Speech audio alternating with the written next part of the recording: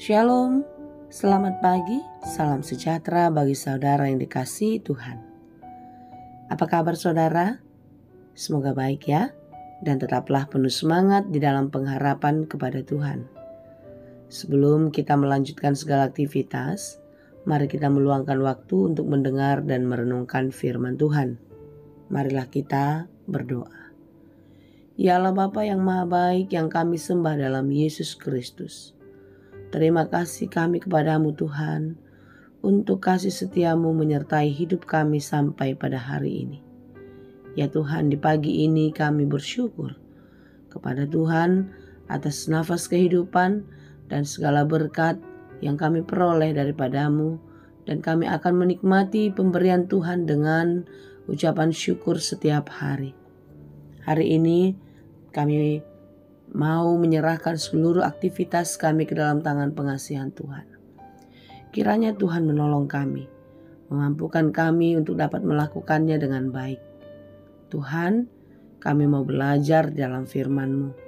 Terangilah hati dan pikiran kami, sehingga firman-Mu bekerja dengan leluasa, mengubah, menuntun dan memberi hikmat kepada kami untuk dapat melakukan segala yang baik yang berkenan kepada Tuhan. Berfirmanlah Engkau ya Tuhan, sebab kami telah siap mendengar. Kasih karunia dan damai sejahtera dari Allah Bapa Tuhan kita, dan dari anaknya Tuhan Yesus Kristus dan Roh Kudus menyertai saudara sekalian. Amin. Firman Tuhan untuk kita pada hari ini yang ditetapkan menurut Almanak HKBP, Senin 15 Januari 2024, tertulis dalam 1 Yohanes 2 ayat 5. Dalam bahasa Batak dan bahasa Indonesia, demikianlah dikatakan. Alai na mangaraduti hatana, nang tutu magok haholongon ni rohani debata di bagasan ibana. Siani mataboto hita di bagasan ibana. Tetapi barang siapa menuruti firman-Nya, di dalam orang itu sungguh sudah sempurna kasih Allah. Dengan itulah kita ketahui bahwa kita ada di dalam Dia.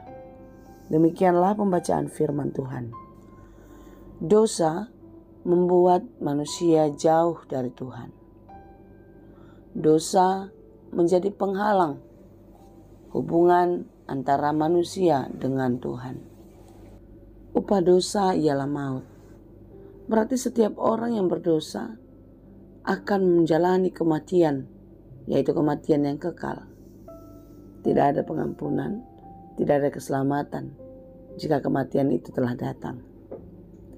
Tapi karena begitu besar kasih Allah akan dunia ini, Tuhan tidak mau kita binasa sia-sia.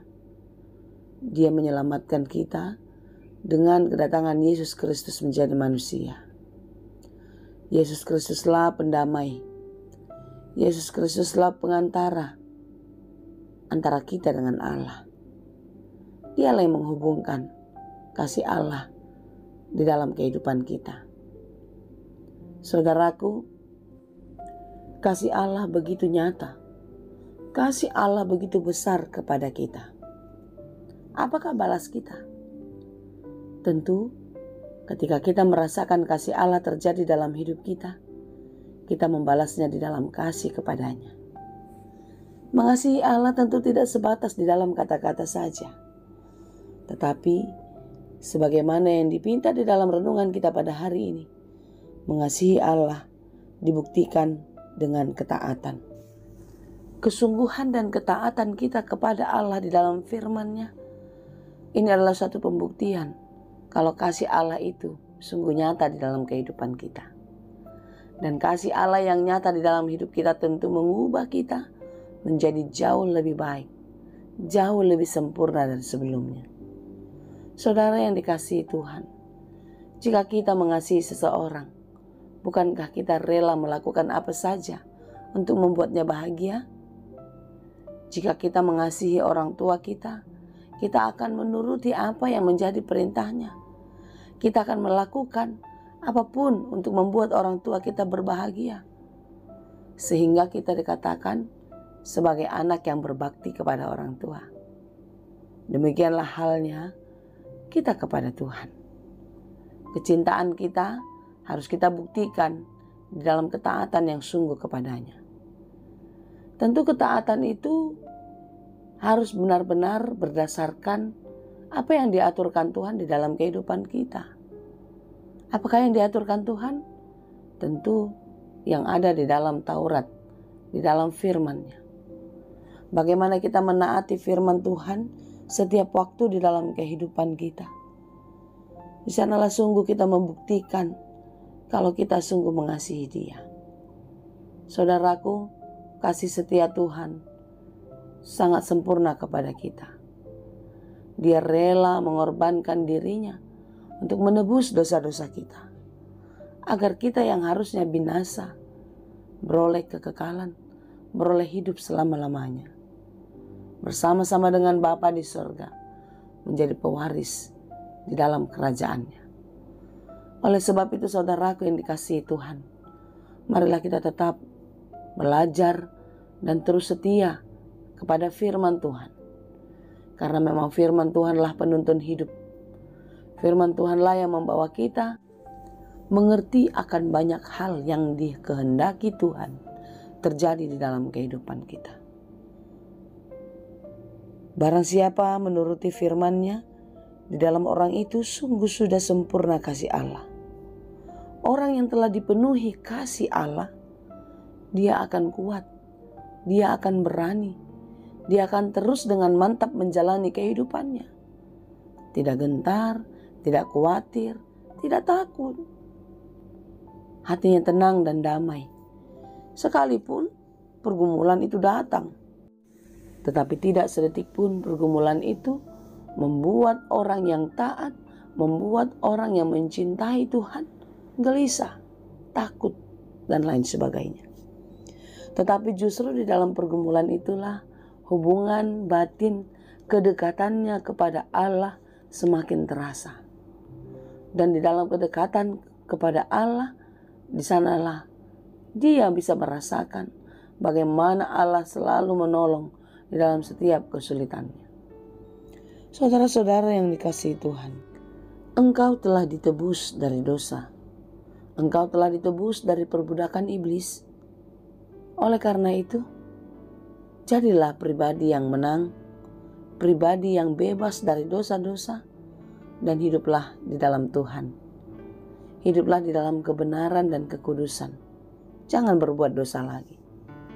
Tetaplah jaga, pegang, dan bawa keselamatan itu sampai kedatangan Tuhan. Sampai Maranatha tiba. Tetaplah menjadi pribadi yang menang. Tuhan Yesus memberkati kita. Amin. Terima kasih Tuhan untuk firman-Mu. Firman-Mu yang mengingatkan kami akan kasih setia Tuhan di dalam keselamatan hidup kami. Terima kasih Tuhan untuk pembebasan, untuk kemenangan yang telah Engkau berikan kepada kami di dalam Yesus Kristus. Ya Bapa, berkati kami di sepanjang kehidupan kami. Mampukan kami untuk tetap menjadi pribadi yang baik. Ubahlah hati dan pikiran kami dari manusia lama yang penuh dosa menjadi pribadi yang sempurna seperti yang Engkau kehendaki. Kami tahu Tuhan, pergumulan sering sekali menghambat untuk kami dapat melakukan banyak hal yang baik.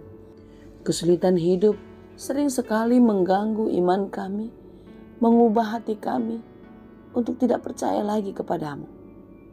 Tuhan, tolonglah kami, kasihanilah kami, kuatkan dan mampukanlah kami untuk tetap teguh bertahan di dalam iman kepadamu.